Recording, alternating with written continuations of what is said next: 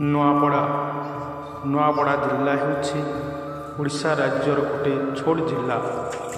ଏ ଜିଲ୍ଲା ଛତିଶଗଡ଼ ରାଜ୍ୟ ଆଉ ଓଡ଼ିଶା ରାଜ୍ୟ ସୀମାନା ରହିଛି। ସେ ଜିଲ୍ଲାର ଛୋଟ ଗାଁ ଯେନ୍ନକି ପାହାଡ଼ ପର୍ବତ ଗଛଲତା ନଦୀ ଝରଣାନେ ଭରି ରହିଥିବା ଖୁବ୍ ସୁନ୍ଦର ଗାଁ ହେଉଛି ମୋର ଗାଁ। ମୁଇଁ ହେଉଛି ଛୋଟିଆ ଚାଷୀ ଘରର ପିଲା। ମୋର ନାଁ ହେଉଛି ଦୁଲାମଣି।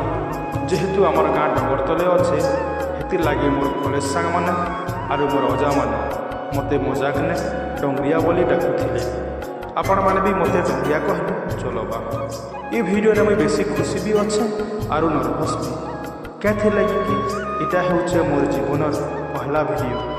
ମୁଇଁ କେତେ ଦିନରୁ ଗୋଟେ ଭିଡ଼ିଓ ବନାମି ବୋଲି ଭାବୁଥିଲେ ବି ବନାଇ ନାଇଁ ପାରୁଥାଏ।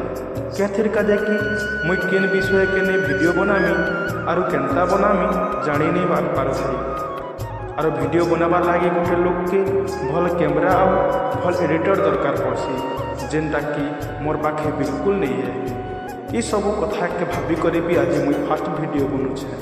ଯେହେତୁ ଆମେ ଗୋଟେ ଡଙ୍ଗର ପର୍ଲି ଲୋକ ହେ ଆରୁ ଆମର ଅଞ୍ଚଳରେ ଆଦିବାସୀ ଲୋକ ବେଶୀ ଅଛୁ, ହେଥିର୍ କାଜେ ମୁଇଁ ନିଷ୍ପତ୍ତି ନେଇଛେ କି ମୁଇଁ ଆମର ଅଞ୍ଚଳର ପାରମ୍ପରିକ ରୀତିନୀତି ଭାଷା ସଂସ୍କୃତି ଶିକ୍ଷା ଚାଲିଚଳଣି ଖାଦ୍ୟ ପର୍ବପର୍ବାଣି ବିହାବର୍ପଣ ଯାନିଯାତ୍ରା এই বিষয়কে ଆପଣମାନଙ୍କର ସାମ୍ନାକେ ଆଣବାର୍ ଲାଗି ମୋର ଗୋଟେ ଛୋଟିଆ ପ୍ରୟାସ ଇ ଚ୍ୟାନେଲ୍ ମାଧ୍ୟମରେ।